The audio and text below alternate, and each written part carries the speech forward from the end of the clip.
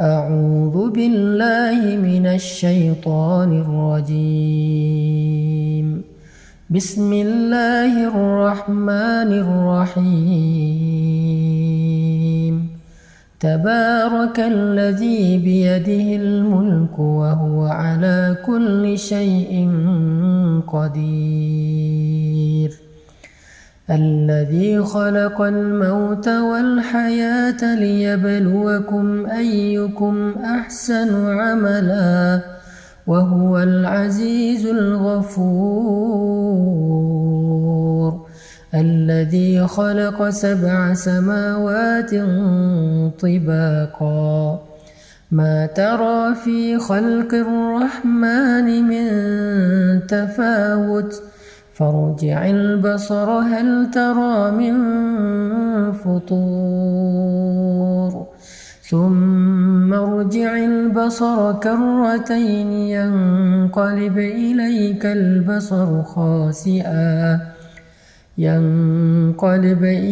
البصر خاسئا وهو حسير. ولقد زينا السماء الدنيا بمصابيح وجعلناها رجوما للشياطين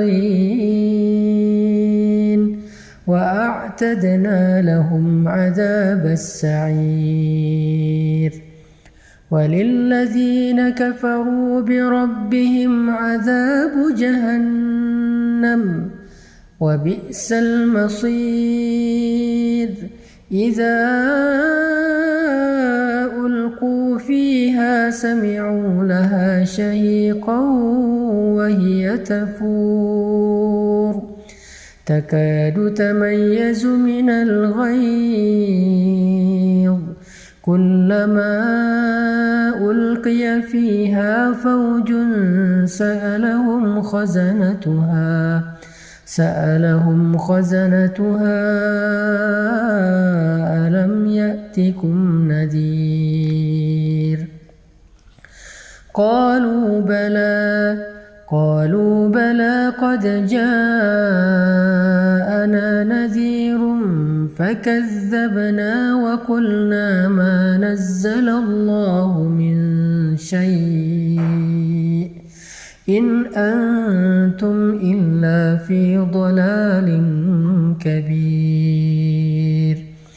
وقالوا لو كنا نسمع أو نعقل ما كنا في أصحاب السعير فاعترفوا بذنبهم فسحقا لأصحاب السعير. إن الذين يخشون ربهم بالغيب لهم مغفرة وأجر كبير. وأسروا قولكم أو اجهروا به إنه عليم بذات الصدور. ألا يعلم من خلق وهو اللطيف الخبير. هو الذي جعل لكم الأرض ذلولا فامشوا في مناكبها وكلوا من رزقه وإليه النشور. أأمنتم من في السماء أن يخسف بكم الأرض فإذا هي تمور أم أمنتم من في السماء أن يرسل عليكم حاصبا فستعلمون كيف نذير. ولقد كذب الذين من قبلهم فكيف كان نكير.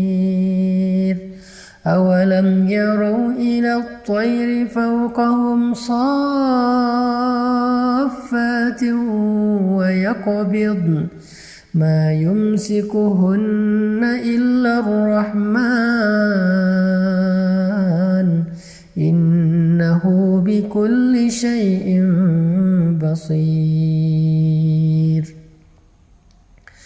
أمن هذا الذي هو جند لكم ينصركم من دون الرحمن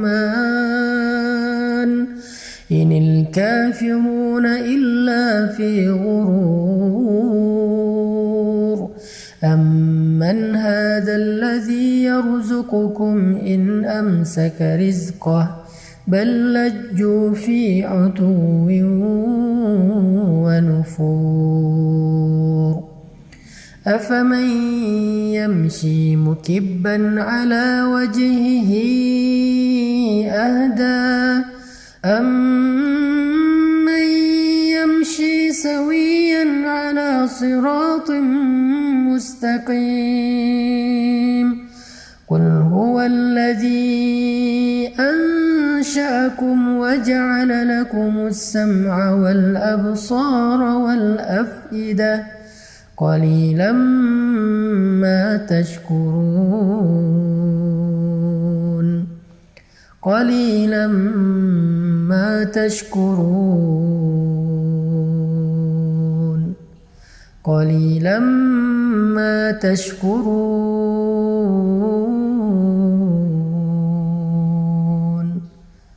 قليلا ما تشكرون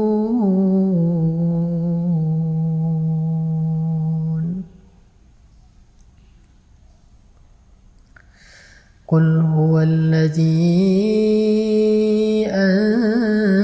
أنشأكم وجعل لكم السمع والأبصار والأفئدة قليلا ما تشكرون قليلا ما تشكرون.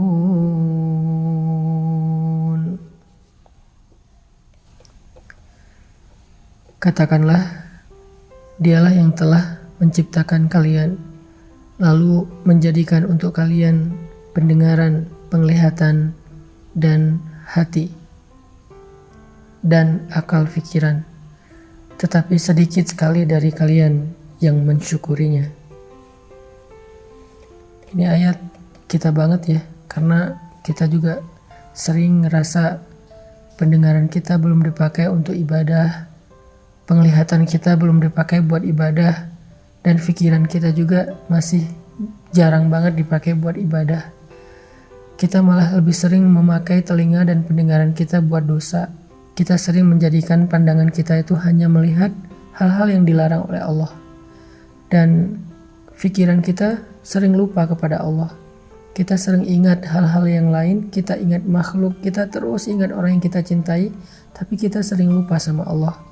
Itulah kenapa kita dikatakan qalilan ma tashkurun, sedikit sekali yang mampu kita syukuri dari nikmat-nikmat Allah. Ini salah satu renungan penting di surat Al-Mulk. Qalilan ma tashkurun, qalilan ma tashkurun. قل هو الذي ذرأكم في الأرض وإليه تحشرون ويقولون متى هذا الوعد إن كنتم صادقين قل إنما العلم عند الله وإنما أنا نذير مبين فلما رأوه زلفة سيئت وجوه الذين كفروا وقيل هذا الذي كنتم به تدعون قل أرأيتم إن أهلكني الله ومن معي أو رحمنا فمن يجير الكافرين من عذاب أليم قل هو الرحمن آمنا به وعليه توكلنا فستعلمون من هو في ضلال مبين قل أرأيتم إن أصبح ماؤكم غورا فمن يأتيكم بماء معين. Di ayat terakhir ini Allah nanya sama kita tentang kekuasaannya. Karena Allah pengen kita nggak ragu sama sekali tentang Allah itu maha kuasa. Allah itu bisa apa aja yang dia kehendaki. Sehingga harusnya kita berserah diri kepada Allah. Makanya Allah nanya di ayat terakhir, coba kalian sebutkan, kalau sumur kalian menjadi kering, kalau tanah kalian menjadi gersang, kalau sungai-sungai kalian nggak lagi mengalir, maka siapa yang mendatangkan untuk kalian air yang jernih? Siapa yang menurunkan hujan?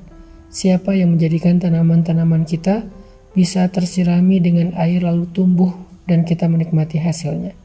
Siapa yang menjadikan sumur-sumur kita menjadi penuh?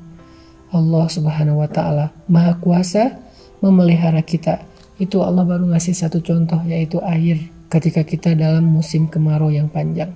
Kalau dalam contoh ini aja kita yakin bahwa Allah Maha Kuasa, Allah lah yang selama ini ngasih kita rezeki, ngasih kita pemeliharaan. Terus kenapa kita nggak berserah diri aja sama Allah Subhanahu Wa Taala sehingga hati kita menjadi tenang? Kenapa kita nggak memperbaiki hubungan kita dengan Allah sehingga ketika kita butuh Allah, Allah akan membantu kita? Makanya Allah bertanya tentang surat Al-Mulk, surat tentang kekuasaan Allah. Allah nanya, kalau sumur kalian kering, siapa yang mendatangkan kalian air yang jernih? Itu ada pertanyaan akidah yang kita hanya bisa menjawabnya dengan iman, bukan dengan lisan. Yakin gak kita yang mendatangkan air itu Allah? Yakin gak kita bahwa yang memelihara itu Allah? Yakin gak bahwa yang memberi rezeki itu Allah? Sehingga kita gak boleh merasa kecil hati, putus asa hanya gara-gara kita kehilangan seseorang yang berpengaruh bagi kita. Hanya gara-gara kita kehilangan seseorang yang kita berharap dia bisa bantu kita. Hanya gara-gara kita ditinggalkan oleh makhluk. La, masih ada Allah bersama kita. Sehingga kalimat Nabi, la tahzan, innallaha ma'ana. Jangan khawatir kalau kita lapar. Jangan khawatir kalau kita sedang gak punya rezeki. Karena Allah yang mendatangkan air hujan, maka Allah juga yang bisa mendatangkan rezeki untuk kita. Kita baca sekali lagi dengan renungan akhir dari ayat surat Al-Mulk. قل أرأيتم إن أصبح ماؤكم غورا فمن يأتيكم بماء معين. صدق الله العظيم.